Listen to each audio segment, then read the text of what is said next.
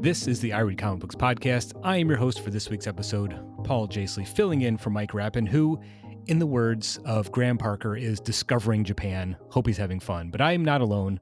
It's a task too big for one person. I'm joined by two cinnamon sugar donuts you purchased at your local apple orchard this past weekend, Nick White. Hey. And Kait Lamphere. Hello. Welcome. Glad you could join me on the show today. Yes, we're all in West Michigan, and we all enjoyed some early autumnal weather this past weekend. Perfect comic book reading weather. So it's a great time to ask the questions we always ask every week. How have you been? How have comic books been? Let's start with you, Nick. Hey, brief correction. I am currently visiting my parents today, and that's mid-Michigan. So you have a mid-Michigan weather watch. Not too different from a West Michigan weather watch, probably at least not today. It was too cold last night. Too cold. Last couple nights, it's been getting to that point where I wake up once or twice in the middle of the night and debate whether or not I want to go like open up the drawers and find the blankets. And I'm like, fuck it. I'll just be miserable.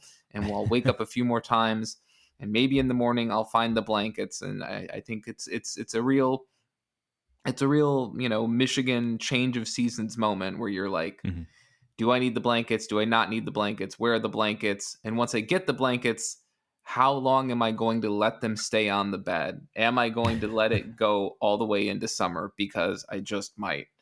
But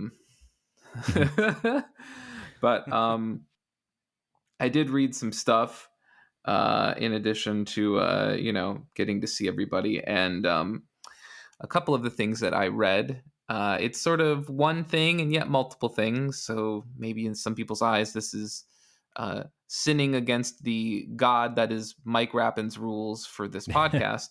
But he's not here this week. The he's rules not don't here. Apply. He is an ocean away and 13 hours. And that gives me just a little bit of time before he comes back to kick my ass over this. So I read Epitaphs from the Abyss 1 and 2 and Cruel Universe 1 and 2. These books are anthology books from EC Comics and have way too many people involved to give a full list. But briefly, I will say that Epitaphs had such writers as Chris Condon, Stephanie Phillips, Matt Kint, and artists including Klaus Janson, Tyler Crook, and Phil Hester. And in terms of Cruel, we had Matt Kint again, Corinna Becto, and Christopher Cantwell on writing, and such artists as Kano, Caitlin Yarsky, David Lapham, and Riley Rossmo. So a pretty talented bunch. Wow, yeah, that's a murderer's row, really, for talent. Yeah. So for those unaware, Oni Press announced back in February that EC Comics, which originally stood for Educational Comics in the 40s and then rebranded as Entertaining Comics in the 50s, nobody can hack it as nobody wants edutainment, not even nearly 100 years ago. It's just not going to fly, folks. So Oni said that EC would be making a comeback.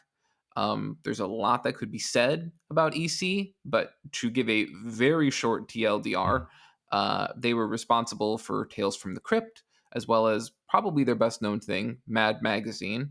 They were targeted during Dr. Wortham's War on Comics in the late 40s and fought the Comics Code Authority on multiple instances.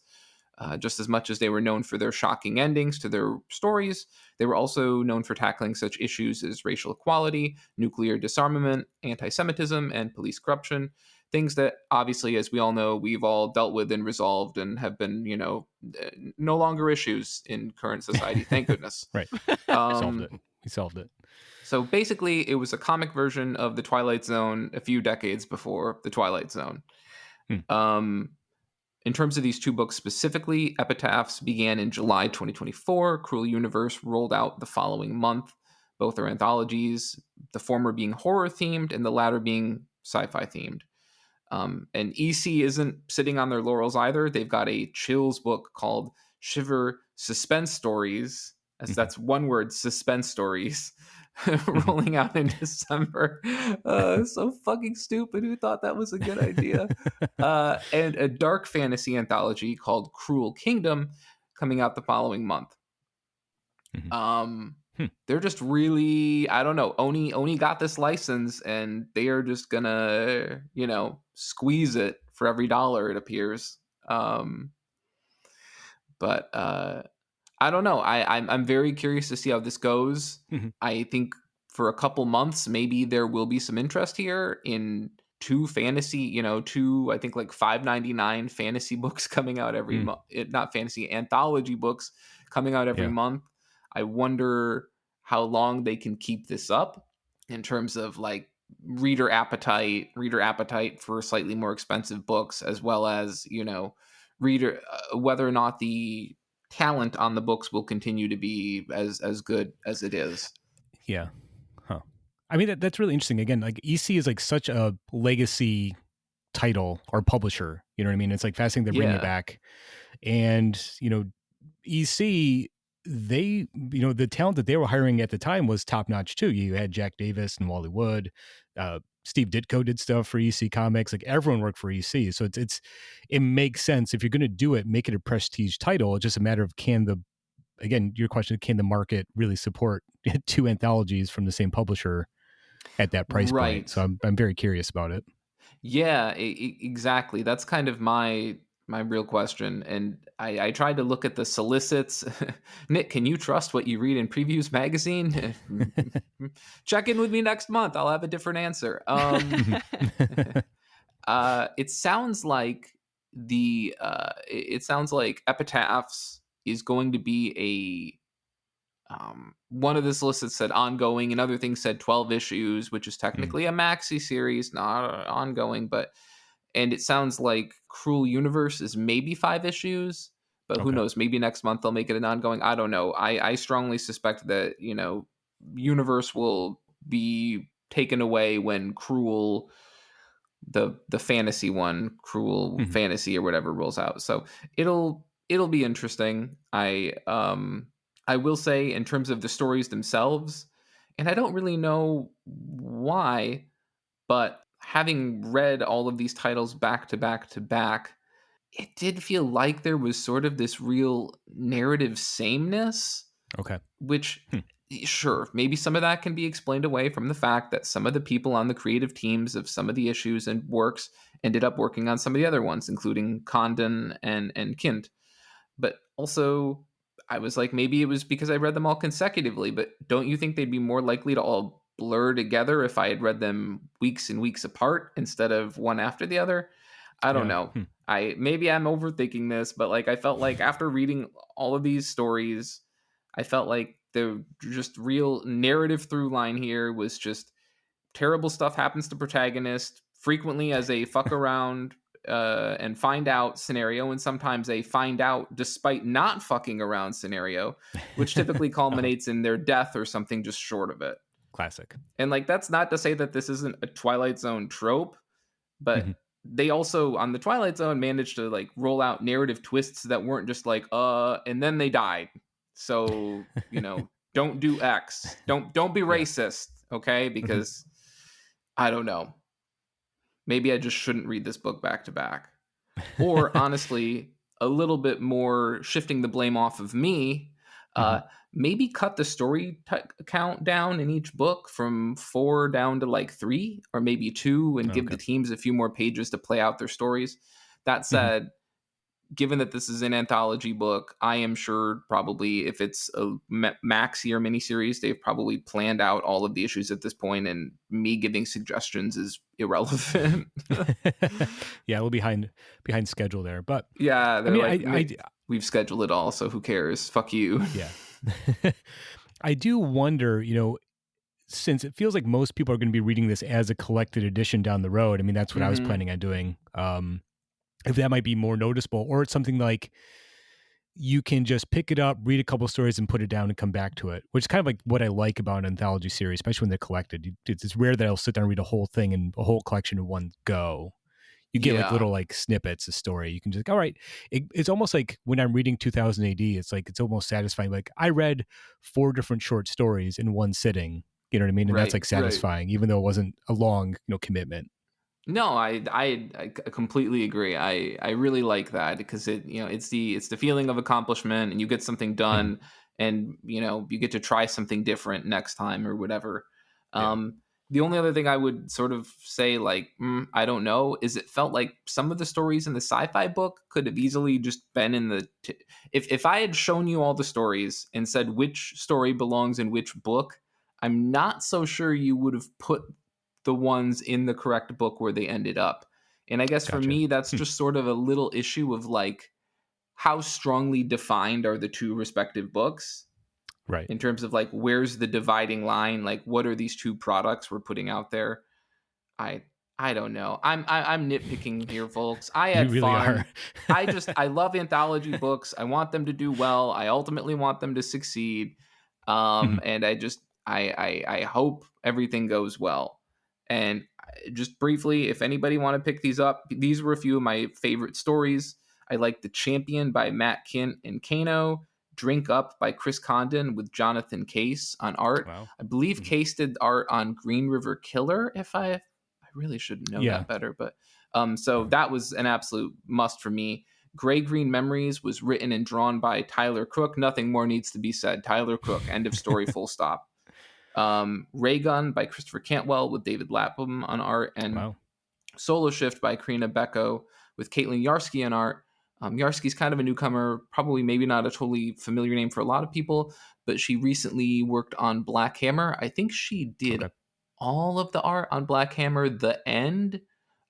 She was the artist before Malachi Ward took over. So just some really fun stuff. It's always Nice. great to see anthology books. I hope they do well. I hope, they really keep things even tempered and don't, burn out like crazy. But Mhm. I don't know. Oni has made interesting decisions in recent years. So That's to put it mildly. Yeah. that is a So we'll see. very short TLDR on all of the crazy merger management, mass Yes. firings, everything that's been going Yeah. on there. So, Mhm. yeah.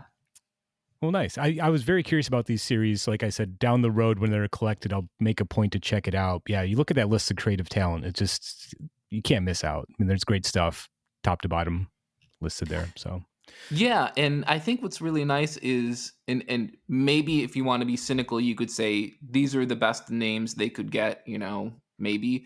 But I feel if we move past that, I feel like they picked people who have shown real interest or proficiency yeah. in these sorts of areas, and Mhm. not just the biggest names you could find. Like Right. people like Yeah. Cantwell and people like Kint are definitely people that come up when I think of like weird sci-fi ish Mhm. narratives. So I feel like they Yeah. went for people that fit. Yeah. So Yeah. yeah. Cool. Well, I'm glad you got to talk about that, Nick. I was very curious about that. So thanks. Right. Kate, what about you? How have you been and how have comics been? Yeah, I actually spent like all day yesterday reading, which was an absolute delight. Like Dream. it Yeah. was a great day for reading. A little too cold to be outside, which is actually nice to say considering how hot it's been. So it was nice to just be on the couch under a blanket, getting through my stack of library books, which I have more of coming. Nice. Of course. This is like completely different from what Nick was talking about. I read a book called Beowulf or maybe Beowulf, which I'll explain in a second. This is by Zach Weinersmith and art by Boulay. This is published by First Second. And this is a retelling of the epic poem Beowulf, but this is from the perspective of some very independent and tough children defending their Okay. treehouse from a mean neighbor. And if you're familiar with the story of Beowulf, that's basically what Beowulf is. That there's a bunch of people in a feast hall trying to defend their feast hall from a monster named Grendel. And then somebody comes in named Beowulf, and he battles Grendel, and then eventually Grendel's mother. And this is a retelling of that story, but for children? Question mark. I'll explain that also in a minute. So the character, the monster of Grendel, is portrayed by this grumpy old man. But the artist did a really great job of drawing him like a creepy monster at times. Like for the most Okay. part, the kids look like kids. This old man looks like an old man, except for when he is gonna go yell at the children, and then he like becomes like enlarged, like very tall, almost Slender Man like. His like limbs get super long and thin. His hands touch the floor. At one point, he's wearing a coat, and the coat tails actually like switched out behind him to look like an actual like animal or monster tail. It's really creative. So the art, like for the kids themselves, also is like just as creative, but in this case, like where there would be maybe piles of gold or riches or weapons or whatever in the original poem, and in this story there are mountains of candy and toys. Great. And where somebody might like ride a horse into battle, they have bicycles that are decorated with, you know, like bicycle parade decorations, and then also there might be a Nerf gun on the side. Like, and at one point they're talking about somebody who battled sea monsters in the pond in the neighborhood, and the sea monsters are like a reverse mermaid, and an antlered snake, a 7-headed snapping turtle, like things like creative things like that only kids would come up with, right? But like for all this creativity and the fact that like the main characters are children and everything, this is still really written like the Beowulf poem, which is to say that like things like I said feast hall before, like these like the things that are being talked about in the poem are like broken into multiple words to make them more poetic or visual or interesting, and then there's a lot of alliteration. So even for me, like I've read Beowulf and I'm not a child, and even for me this took a long time to read, like to slow down and focus on the words and then also appreciate the art. And if you read the rear matter of comic books, which I do, there's actually a section of rear matter where the writer talks about the decisions to write this way and like how they broke up their words, or like how they actually like did talk to like children about the story while they were writing it. So I appreciate that. But that was really insightful piece of rear matter. But like I don't know if you have kids, if you want to read this to your kid, like I have no idea if this might be a little bit too dense, but the art was really good. So I mean, you've got that going for kids who like art, at least. But I really liked this interpretation though. It sounds really fun. I'm very curious about this, and just the cover illustration, it looks very, very appealing. Like I like that art style. Yeah, it's really cute. Like it shows this this girl with like one of those like animal hats. It's a bear, and the bear head turns into a cape, and then she's surrounded by piles of golden candy and some stuffed animals. And that's pretty. It's a pretty good representation of of what happens in this book. Nice. Well, I'm glad. I want to thank Kait for once again pointing out one of my Western literary canon blind spots. You know, when Kait's like, it's a retelling of Beowulf. It's just like deer in the headlights. I'm like, Can you summarize that for our listeners who don't know what that is? Not me, someone else. It's so bad because I've thought about it, and every time I'm like, maybe you should just find a medium and approach this. Like all I can ever think of is that weird CG like 2010 Angelina Jolie take on it, and I never saw it, but I remember like the trailers and being like, that looks fucking weird. Nope. So maybe this will be the way I approach Beowulf. Maybe this is my entry point. If you have another one for like the Odyssey or the Iliad, can you like the Bible? Can you send those my way? Because Shakespeare, there is a retelling of the Iliad in comic form. Edgar Allan Poe. Great. Classics Illustrated. They're bringing them back. Speaking of classic comic tropes or franchises, they used to do that. Classics Illustrated. So there you go. Yeah, that's what I need. I'm getting a call from the Kalamazoo College registrar right now. They want to have a talk, apparently. Well, that sounds great, Kait. So as for me, I did read a few things recently, but I kind of want to talk about some books that maybe I mentioned in the past that were atop my pile, and I had a chance to sit and read them, and I want to come back and talk about them now that I've had a chance to read them. And one of them is the book Wimbledon Green, which I talked about maybe like a month or so ago on the show as being top of my pile. This is an OGN by the cartoonist Seth. who did Clyde Fans, to kind of their most famous work. And I picked this up on a whim at my local shop because it was on sale. And it's an OGN, and the title character, Wimbledon Green, is billed as the greatest comic book collector in the world. And I was stunned just how suspenseful and compelling and engaging this story was, because it's basically like a parody of the cutthroat world of vintage comic book collecting.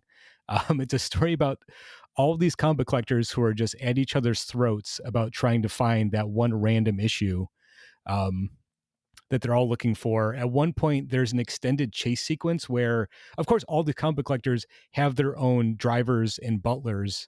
And at one point, one was like, so-and-so, get the gyroscope. So they hop in the gyroscope to chase down someone who has this very rare comic book issue. So it's over the top and ridiculous, but at the same time, it comes from a place of like admiration for these people that dedicate their lives to like artwork that they love.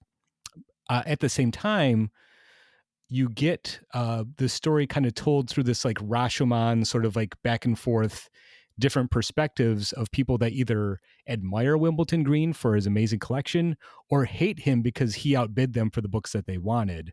The thing is, Seth does it all in like these little like talking head interview segments. So like it's not a big book, but there's like 20 panels on a page, and it all does like a close-up shot of people talking, and somehow Seth's cartooning style makes it very compelling. You can tell everyone's personality, all these sort of eccentric weirdos that collect comics, this sort of like back and forth, the mystery of who Wimbledon Green actually is.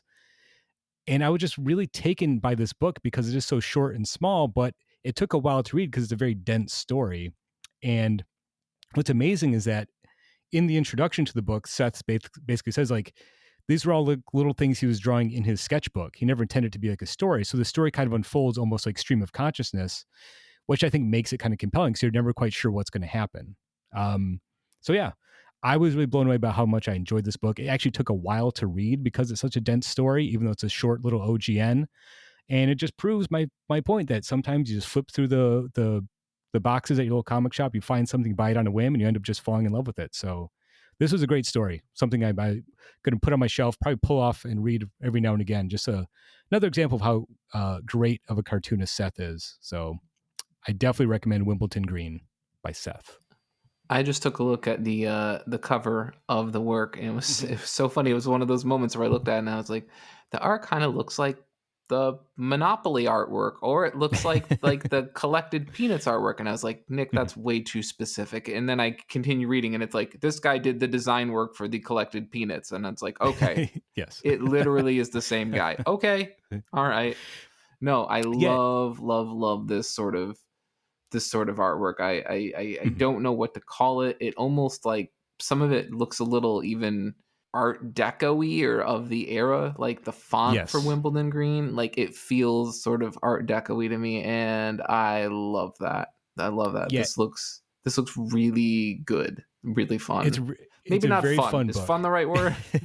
I had fun reading it because again, it comes from a place of love. This Seth clearly loves comics, but it's also like this, it's like riff on the sort of 90s speculation boom that happened, kind of laughing at that mentality. But what's really fun is like there's every once in a while there'll be a page where there'll just be a list of like, here's comics from Wimbledon Green's collection, and they're all like made up fake comics from the 40s and 50s. Okay. And you can tell Seth is having a lot of fun coming up with like fake, kids books or fake funny animal books, adventure stories and sci-fi stuff. So like it really does feel like this great mix of like, it's coming off stream, like it's a stream of consciousness, just like a sketchbook, but at the same time, it also makes a very compelling story, which I think is kind of great. Because like if you read Clyde Fans, like says other like major work, it's a very like well plotted out, thought out. You spend years doing the story. So to have a story like this, Wimbledon Green, that's kind of like off the cuff, it's kind of a nice change of pace. So yeah, I really, really, really enjoyed it. Like I said. I keep seeing this around. I don't know if it was mentioned on a list or for rewards or something like that, or if it's just that everybody in the IRCB chat keeps mentioning it, but it definitely seems like something that I am meant to read. I think you'd enjoy it. Yeah, for sure. I'm now looking up Clyde fans. Oh my gosh. I tried to read that book once or twice. I think I was not in the right headspace because boy howdy, that's a lot. Dense book. Like it's dense emotionally. It's dense as in you could drop it on someone and fracture their head. Dense. It's dense in all the ways. Great looking book though. Yeah, definitely worth the investment. Again, it's one of those ones I picked up on a whim and just, took me a long time to read, but it was so satisfying at the end. Just a really, really well done story. So, very briefly, I want to mention another book I read. Again, I'm bending the rules because I'm in charge this week. And I read Pee Poo Poo #1, or as we can call it now, the Eisner Award-winning Pee Poo Poo #1 by Carolyn Cash. This is actually the 4th issue of this series that Carolyn Cash is doing for Silver Sprocket. Wait, it's the 4th issue? Right, because you had Pee Poo Poo #69 and then Pee Poo Poo 420 and then Pee Poo Poo 80085. Of course. Why didn't I realize that? Yeah. So this is the first issue of Pee Poo Poo. And, right. Stupid me. Yeah. Carolyn Cash, I think, is one of the best cartoonists working right now. Their style is, again, it feels kind of like a dirty version of Peanuts at times, because their work, it's really personal work. It's these short little autobiographical stories about Cash living in Philadelphia. It deals with them trying to understand where they fit in as a cartoonist, fit in with their gender expression, just living day to day, struggling to make ends meet. And it's crass and it's juvenile, obviously from the title you can tell, but it's also like deeply honest and really touching at times, which I really appreciate. I think like autobiographical comics in general tend to be a little bit more honest and straightforward. Like the guard's taken down a little bit when you're illustrating something rather than just writing it in prose. So I think it's a great book. I understand it's really probably not for everybody, but I'm really happy that they won an Eisner for it. I think it's a great comic, and I just love seeing somebody fresh and new doing really cutting edge work like this. And Carolyn Cash recently finished up doing a stint on the daily Nancy series. So if you're reading Nancy in the newspapers or on Sunday with the Sunday Funnies, they just did a brief stint as the artist on Nancy, which I think is fantastic. So always got to mention Eisner Award-winning comic Pee Poo Poo on the show. I was going to say, that's funny you bring up Nancy, because I don't know if you've read the book. I think I mentioned it last time I was on the show with Jesse Lonergan, that there's a book done. I can't remember the name of the cartoonist, but it's all about Ernie Bushmiller's life, the guy who created Nancy. Oh, okay. Yeah. And it's done in graphic novel form. I think the book is called 3 Rocks, and really, really fascinating, really interesting narrative, especially because it feels like the two prevailing narratives you get when it comes to like, the birth of comics, the growth of comics, is it's like you either read about Stan Lee, or if you think you're in the know, you read about Jack Kirby. And like, there are so many other people, so many other interesting people you could read about.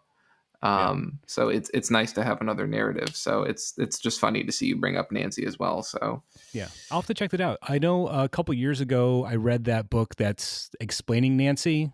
It's this huge hardcover book that came out. I can't remember who published it. It might have been Jordan Quarterly, where it's like they took a 4-panel Nancy comic and broke down every single aspect of it. The size of the panels, the way they laid out, the font choice, the way that like every single aspect of the comic strip you could analyze, they did in exacting detail. And it's like, it's a very dense, hard read, but it makes you appreciate just how great Ernie Bushmill was as a cartoonist. So yeah, I will have to check out that book you mentioned. That sounds fascinating. It's so crazy. Like, I'm sure people who listen to that episode are like, we already heard this, but it was one of the craziest things I heard was like that Bushmiller would work on 4 Nancy strips at once. He would have 4 different desks set up in his room, and he would like bounce between them whenever he like got inspiration for one of the strips, and he would just shift between them, which is just, oh God, that's talent on, that's crazy. Like, that's flexing. Talent, or is it that's madness? flexing. Yeah. Nice. Yeah, we'll have to do I'd love to do a whole episode about Nancy at some point. I think Nancy's absolutely fascinating part of comic book history, and the fact it's still around is kind of amazing. So, but that's for another time. We have more important things to talk about. We have a week coming up and a Wednesday coming up. It's today, Wednesday. There's new comics in the shop. I got to know what is on the top of your to-read pile. Let's start with you, Nick. So for me, it's going to be Dead Eyes, The Empty Frames, #1. This is written by Jerry Duggan, art by John McCrae, perhaps best known for being the artist on all of the issues of Garth Ennis's Hitman, who also worked on 2000 AD, and a really underappreciated Image comic from about maybe 10 years ago called Mythic. Colors by Mike Spicer, letters by Joe Sabino. This is a follow-up on the original Dead Eyes miniseries from the same creative team, which ran from October 2019 to January 2020. So here we are, practically 5 years later.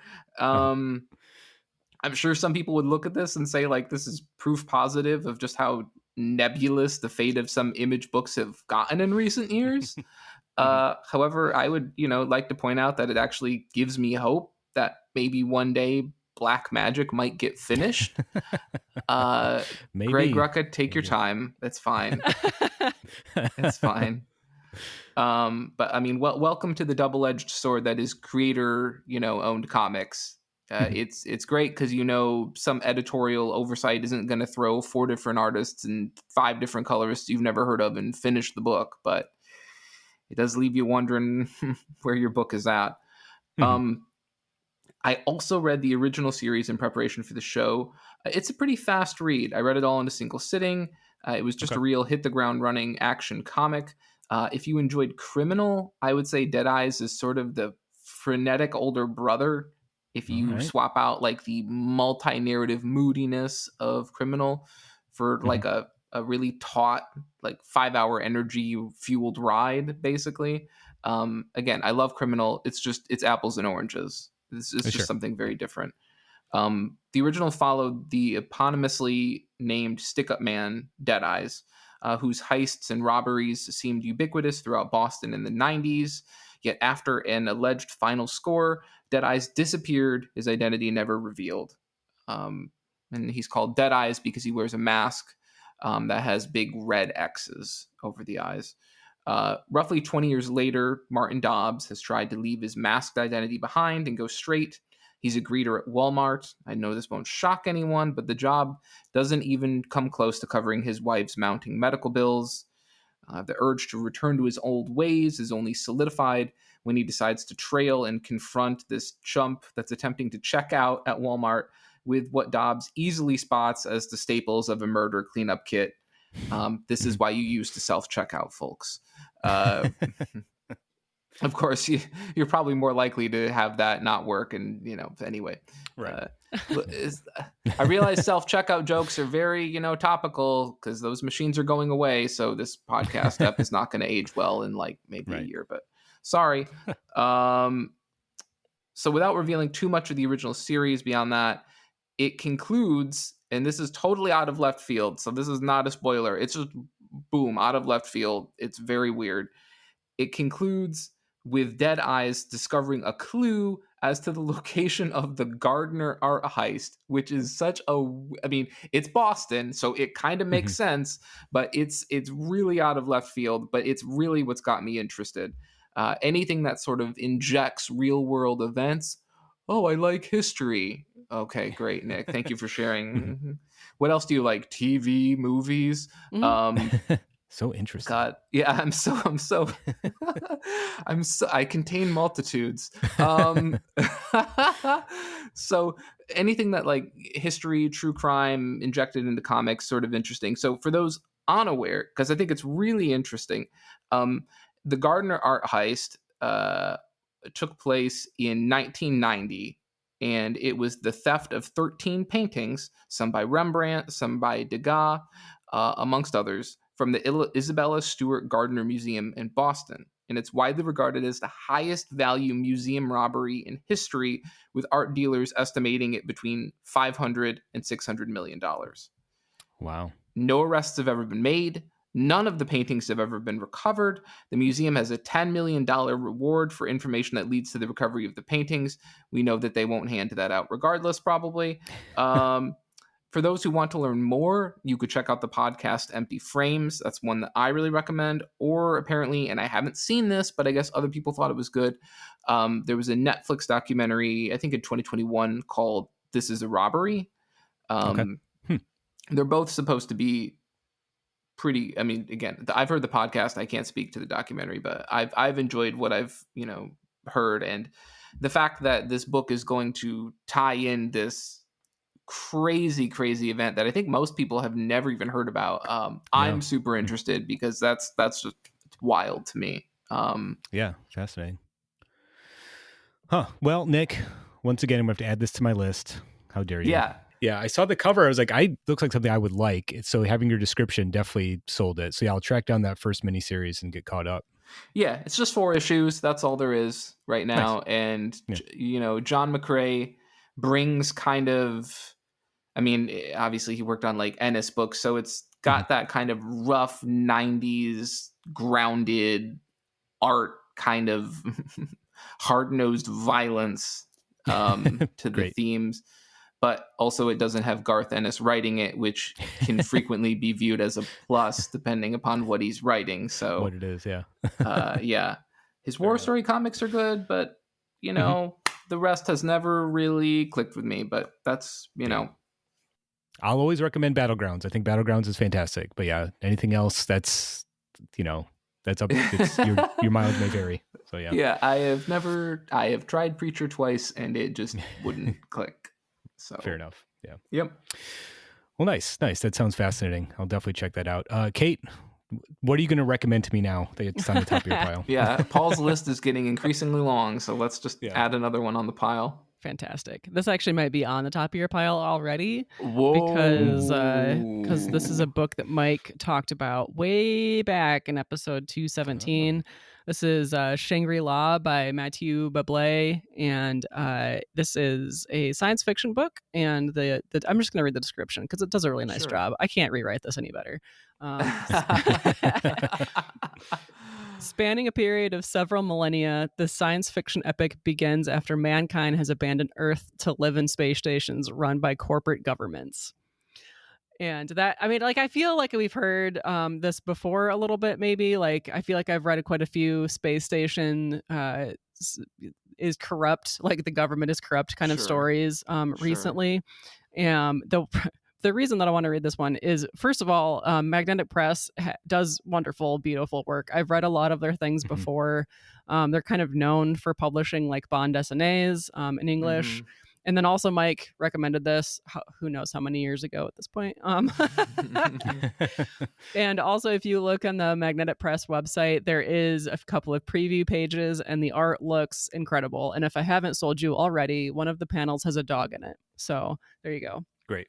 I will say that Magnetic Press had a sale last week or a few weeks ago, and I think I went through their entire catalog and like looked at the descriptions of everything, and I found about 2/3 of the things that I decided I wanted to read through our interlibrary loan system in Michigan that's called Melcat. Nice. But I still ordered, I don't know, a half a dozen like hardcover books. Uh-oh. Of course. They're on sale, Nick. Yeah, I have a few of these in the mail coming to me, and then I have even more of them coming to me through the library, and I'm just going to have like, I don't know, a dozen or more, 20 maybe Magnetic Press books to read here pretty quick. Well, that's great. Getting prepared for hibernating soon. Now these temperatures are going down. That's very smart. Yeah, that sounds great. Nice. We have some people hanging out with us on Discord today, listening live, and they're, of course, reading comics this week. Paul G is going to be reading Transformers Transformers Volume 1 by Dan Warren Johnson. That's for the Goodreads Eisner Book of the Month theme. Danny's reading Wolverine #1, and it's about time Wolverine got his own series. I'm glad to see that the character's finally getting his due. Peyton is reading The Power Fantasy, and our friend Avocado Kenobi is reading a classic, Will Eisner's A Contract with God. That is such a great book. So very curious to hear your thoughts on it when you're done with that. So As for me, the top of my pile this week is Department of Truth number 25. I'm so glad Department of Truth is back. I read the last 2 issues over the weekend to get ready for this issue, and it's still great. So this is, of course, James Tynion and Martin Simmons doing their riff on this overarching conspiracy theory that ties everything together. The Department of Truth is this agency in the government that is controlling how conspiracies are believed, because if more people believe in something, it becomes true. So there's this, ever since the first issue, there's been some lingering questions about what the department is. And the leader of the Department of Truth, of course, Lee Harvey Oswald, this issue seems it's going to wrap up, or at least attempt to answer some of those questions that have been around since the first issue. Like, who really is Lee Harvey Oswald, and what did he really do that day in Dallas? So I love this series. I think Simmons' artwork is amazing. I think Tynion does a great job, like you were talking about earlier, Nick, interweaving real life events and crimes into a fictional story. You know, I love that sort of concept. Like, every time I read an issue of Department of Truth, I have to like stop and like Google, like, is that real? Spend like, time is that on real Wikipedia. Yeah. 20-minute Wikipedia session. Yeah. And more often than not, he's referencing something that's, you know, either a conspiracy that, you know, people have, or a true event that's become part of a conspiracy theory. So and then Paul goes on Wikipedia and starts editing the Wikipedia entries so that the conspiracies start being reinforced, you know. That, exactly. Exactly. No, I think it's one of my favorite comics going on right now. Again, I'm glad it's back. I'm glad that, you know, Tynion and Simmons again have taken the time to kind of build up to a big reveal. This feels like it's going to be a landmark issue, of course. So I'm very excited to read that. That's definitely going to be the first thing I read when I pick up my books this week. And again, since I have the right as host to bend the rules, I'm going to mention another book I recently picked up. It's too big to be on the top of my pile. It is this giant book I got, the Love and Rockets sketchbooks. I'm holding it up for Nick and Kate, and they both say wow at the same time. This is, of course, the book that I totally forgot I had ordered through previews, and then went to my comic shop. They're like, oh, we have this $75 hardcover for you. I was like, I'm sorry? Goodbye. But it is a book that collects sketchbook material from Jaime and Gilbert Hernandez, stretching all the way back to the late 70s. You get character sketches from Love and Rockets characters. You get little like stories that they wrote for fanzines, things that they were hired to sketch, and just like study, you know, what do you call it? Figure studies of characters and stuff. It's a beautiful looking book. And of course, you know, Jaime Hernandez was involved in the LA punk scene. So the first things in his section of the book are these amazing like flyers for hardcore punk shows in LA from the late 70s and early 80s. Very much up my alley. So yes, this is a book I'm going to be savoring for the next few months, probably little by little. But yeah, wanted to mention I picked that up.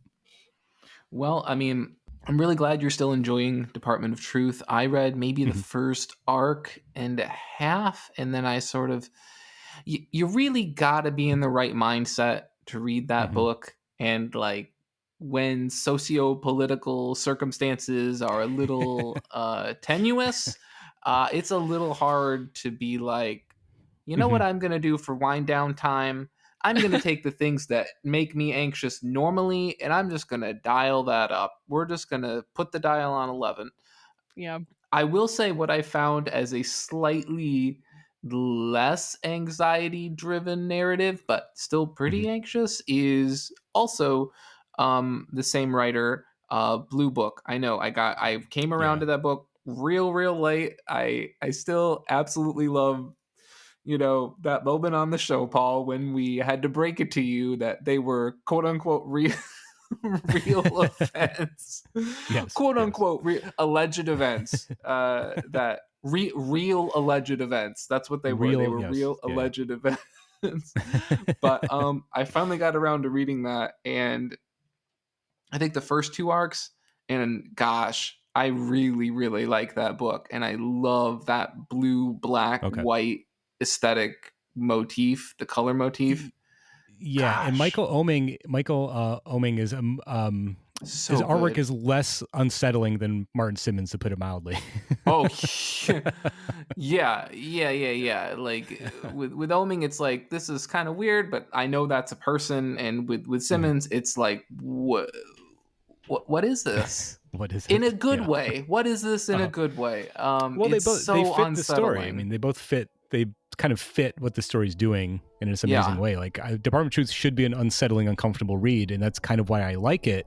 Right. But yeah, it's one of those things, like, I can't sit down and read a bunch of issues back to back. That's a really it has to be the middle of the afternoon when all the lights are on, the sun is shining. I'm like, all right, I'm not going to be too scared by this comic book. And Simmons is one of those artists where it's like, where were you? Like, where have you been before this? Like, you're this good. Like, what have you been doing? Like, it's always interesting when you find someone like that, and you're like, what have you doing? And they're like, well, I've been in other industries making real money, and now I'm in comics, and I'm thinking about leaving. No. I think, again, his artwork makes the book. I think it's a fascinating concept, but if it wasn't that type of very expressive, painterly, art style, it would not work as well. So, yeah. I'm curious how long they can keep this book going. We'll see when issue 25 drops, what kind of big reveals there are and where they can take the next left turn in that series. But yeah, I'm excited. So, cool. Oh, and unless anyone has any other comments, I think it's time to wrap up and let people get on with their day.